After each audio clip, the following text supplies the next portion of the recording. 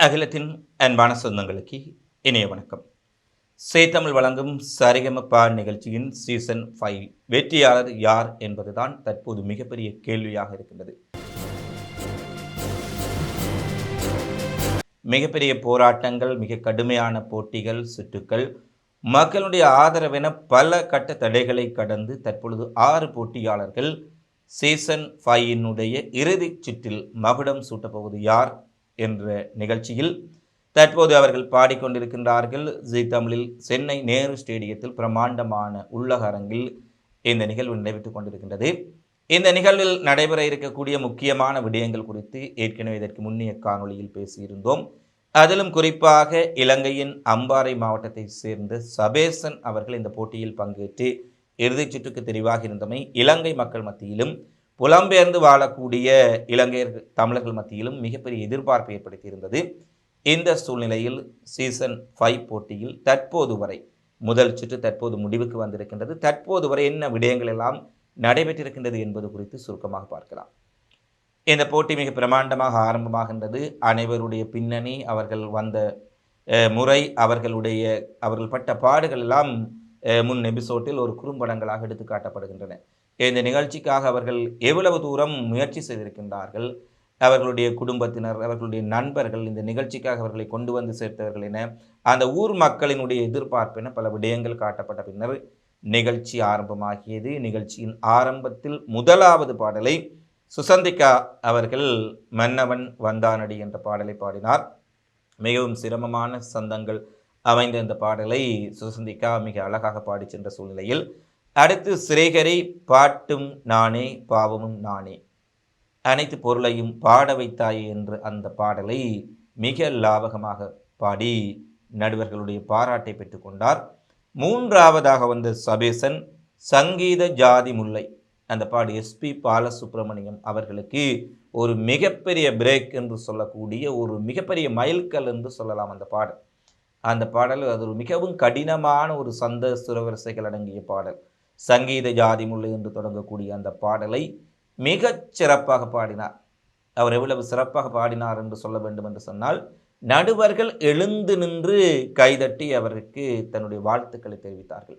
அந்த அளவுக்கு சபேசனுடைய பாட்டு மிகச் சிறப்பாக அமைந்திருந்தது.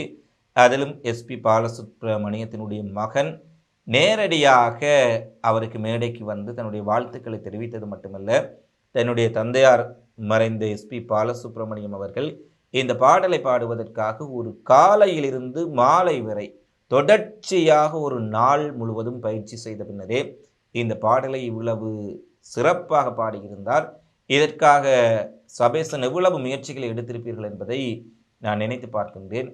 இலங்கையின் அம்பாறை, கிழக்கு மாகாணத்தின் அம்பாறை மாவட்டத்தின் ஒரு சிறிய கிராமத்தில் இருந்து வந்து இங்கு இருக்கக்கூடிய தமிழக சொந்தங்களை எல்லாம் நீங்கள் வசீகரித்திருக்கின்றீர்கள். மிகப்பெரிய மகிழ்ச்சி, நீங்கள் இங்கு வந்ததே ஒரு மிகப்பெரிய சாதனை என்று அவருக்கு தன்னுடைய வாழ்த்துக்களை தெரிவித்திருந்தார். அது மட்டுமல்ல, ஒரு இசையில் மிகச்சிறந்த ஒரு இளம் ஸ்டார் என்று சொல்லக்கூடிய ஒரு வாழ்த்து மடலை தன் கைப்பட அவர் சபேசனுடைய புகைப்படத்தை பதித்து ஒரு மிகப்பெரிய வாழ்த்து அட்டையை தானே கொண்டு வந்து தனது கைப்பட சபேசனுக்கு வழங்கி ஒரு நெகிழ்ச்சியை ஏற்படுத்தி இருந்தார். சபேசனுடைய பாடலால் தான் கவரப்பட்டு அவருக்காக ஒரு சிறப்பு வாழ்த்து பரிசாக அதை மேடையில் பரிசளித்தார். அப்போது சபேசனிடம் கேட்கப்பட்டது, இந்த நிகழ்ச்சி குறித்து நீங்கள் என்ன நினைக்கின்றீர்கள் என்று கேட்கப்பட்டமைக்கு, அயல் நாட்டிலிருந்து வந்திருந்தாலும் கூட இலங்கையில் என் மீது இவ்வளவு அன்பையும் நடுவர்கள் மட்டுமல்ல, இந்த தமிழக மக்கள், இந்திய மக்கள், புலம்பெயர்ந்த நாடுகளில் இருக்கக்கூடிய மக்களின் அன்பினால் நான் உயர்ந்திருக்கின்றேன். அதிலும் குறிப்பாக இந்த நிகழ்ச்சிக்காக என்னுடைய தாயார், தந்தையார், சகோதரி, தன்னுடைய வருங்கால மனைவி, காதலியார் முதற்கொண்டு அனைவரும் வந்திருக்கின்றார்கள்.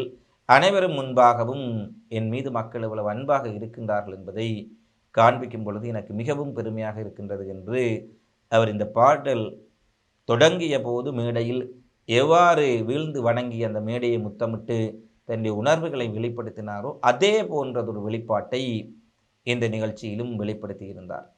அது மட்டுமல்ல, இந்த போட்டியில் பங்கு பெற்றிருந்த நடுவர்கள் அனைவருமே மிகச் சிறப்பான முறையில் இந்த பாடலை சபேசன் பாடியிருந்தார் என்று தெரிவித்தது மட்டுமல்ல, அவர்களுடைய பாராட்டுக்கள் இந்த வெற்றி கிண்ணத்தை, மகுடத்தை சூடப்படுவது யார் என்ற கேள்விகளை மேலும் மிகப்பெரிய அளவில் எதிர்பார்ப்பை ஏற்படுத்தி இருக்கின்றது.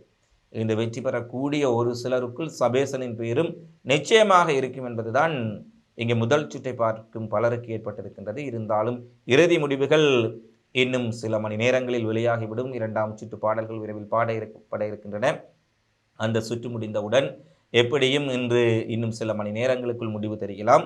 அடுத்து சேனு செந்தமிழன் அவர்கள் தகதைய தையா தையா என்ற பாடலை மிகச் சிறப்பாக பாடியிருந்தார். அவர் பாடும்பொழுது அங்கு மேடையில் காட்சிப்படுத்தலுக்காக நடனம் ஆடக்கூடிய பெண்கள் கூட அங்கு நடனமும் காண்பிக்கப்பட்டு ஒரே நேரத்தில் பாடல் நடனம் என ஒரு கலக்கலான பாடலாக அதை பாடியிருந்தார். அந்த பாடலை பாடிய பின்னரும் பலர் அவருக்கு வாழ்த்தை தெரிவித்த போது அதில் ஒரு நெகிழ்ச்சியான சம்பவம். இந்த ஏற்பாட்டு குழுவினர் நடுவர்கள் இணைந்து அவர் இந்த போட்டியின் ஆரம்பத்தில் ஒரு முறை கூறியிருந்தார், நான் மிகவும் ஒரு குடும்ப சூழ்நிலை வறுமையான சூழலிலிருந்து வந்திருக்கின்றேன். இந்த மேடைக்கு வந்ததே எனக்கு ஒரு மிகப்பெரிய பாக்கியம். நான் இந்த மேடையில் எனக்கு கிடைத்த இந்த அங்கீகாரத்தை மறக்க மாட்டேன் என்று நெகிழ்ச்சியாக தெரிவித்ததுடன் தன்னுடைய ஆசையாக தான் ஒரு புத்தம் புதிய மோட்டார் சைக்கிளை வாங்கி தன்னுடைய தந்தையை ஏற்றிக்கொண்டு செல்ல வேண்டும் என குறிப்பிட்டிருந்தார். ஆனால் அவருக்கு ஒரு இன்ப அதிர்ச்சியாக முதல் சுற்று பாடலை தகதைய தைய தையா பாடலை பாடிய பின்னர் அவருக்கு ஒரு மோட்டார் சைக்கிள் புத்தம் புதிய மோட்டார் சைக்கிள் வழங்கப்பட்டு அந்த மேடையிலேயே அவர் தன்னுடைய தந்தையை ஏற்றி செல்லக்கூடிய காட்சிகள் உண்மையிலேயே ஒரு மிகப்பெரிய நிகழ்வு ஏற்படுத்தி இருந்தது. ஏனெனில் இந்த பாடல் இசை போட்டி இதில் யார் சாம்பியன்ஷிப் ஆகப் போகின்றார் என்பதை கடந்து அவர்களுடைய குடும்பத்தினருடைய உணர்வுகள், அந்த கிராமத்து மக்களுடைய உணர்வுகள், இந்த கிராமத்தில் இருக்கக்கூடிய மக்கள் எல்லோரும் இணைந்து சீனு செந்தமிழனுக்காக அவர்களுடைய குலதெய்வம் கோயிலிலே பூசை செய்து வழிபாடுகள் நடத்தி சிறப்பு ஆராதனைகள் செய்து அங்கு வைத்து வாள் ஒன்றை பூசை செய்து வந்து மேடையில் அவருக்கு வழங்குகின்றார்கள். இது ஒரு வெற்றி வாள், இதை கொடுக்கின்றவன அவ்வளவு அந்த கிராம மக்களே அந்த வெற்றி தங்களுக்குரிய வெற்றி என்று கொண்டாடக்கூடிய அளவுக்கு இந்த நிகழ்ச்சியில் மிகப்பெரிய மாற்றங்களை பார்க்கக்கூடியதாக இருந்தது. அடுத்து சிவானி ஓம் சுபோகம் என்ற பாடல் மிகவும் தத்துருவமாக பாடினார். உணர்வும் பக்தியும் மிக்க ஒரு ஆக்ரோஷமான பாடல் சிவானியினுடைய குரலில் மிகச் சிறப்பாக பாடப்பட்டது. நடுவர்கள் மிகப்பெரிய பாராட்டுக்களை தெரிவித்தார்கள். எனவே நாங்கள் கூறியதை போல யார் வெற்றி பெறப் போகின்றார்கள் என்பது தெரியாத அளவுக்கு அனைவரும் மிகச் சிறப்பான தங்களுடைய பாடல் தெரிவுகளாக இருக்கலாம், பாடல் வெளிப்பாடாக இருக்கலாம் அமைந்திருந்தது. இறுதியாக முதல் சுற்றில் பாடிய பவித்ரா காற்றில் என் கீதம் காணாத ஒன்றை தேடுது என்ற பாடலை மிக சிறப்பாக பாடியிருந்தார். அவர் தன்னுடைய குடும்ப சூழ்நிலையை இதற்கு முன்னர் பல தடவை குறிப்பிட்டது இருந்தபடியால் இந்த பாடலை அவருடைய குடும்ப நிலையோடு அவருடைய வாழ்வியல் நிலையோடு சம்பந்தப்படுத்தி பார்க்கும் பொழுது பலர் அதை உருக்கமாக கண்ணீருடன் பார்த்து கொண்டிருந்த காட்சிகளும் பதிவாக இருக்கின்றன. எனவே ஒவ்வொருவரும் மிகச் சிறப்பாக தங்களுக்குரிய வகையிலே கருத்து வெளிப்பாட்டுடன் மக்கள் ஆதரவோடு பாடியிருக்கின்றார்கள். முதல் சுற்று பாடல் நிறைவடைந்திருக்கின்றது. அடுத்த சுற்றில் போட்டி எவ்வாறு இருக்கப் போகின்றது, நடுவர்கள் எவ்வாறான தீர்ப்பை வழங்கப் போகின்றார்கள், எல்லாவற்றுக்கும் மேலாக மக்கள் யாருக்கு அதிகளவான வாக்குகளை அளிக்கப் போகின்றார்கள் என்பது மிகப்பெரிய கேள்வி. எனவே இந்த போட்டியில் யார் வெற்றி பெற வேண்டும், யாருடைய பாடல் உங்களை கவர்ந்திருக்கின்றது, அதற்கான காரணம் என்ன, இந்த போட்டியின் முடிவுகள் எவ்வாறு இருக்கலாம், இவ்வாறு இருந்தால் நன்றாக இருக்கும், யார் வெற்றி பெற வேண்டும் என்று உங்கள் மனதில் இருக்கக்கூடிய எண்ணங்களை, உங்கள் மதிப்பான கருத்துக்களை கீழே கமெண்ட்ஸில் எங்களுடைய சொந்தங்கள் பகிர்ந்து கொள்ளுங்கள் என கேட்டுக்கொண்டு மீண்டும் இந்த நிகழ்ச்சி தொடர்பான அடுத்த அப்டேட்ஸில் சந்திப்போம். நன்றி, வணக்கம்.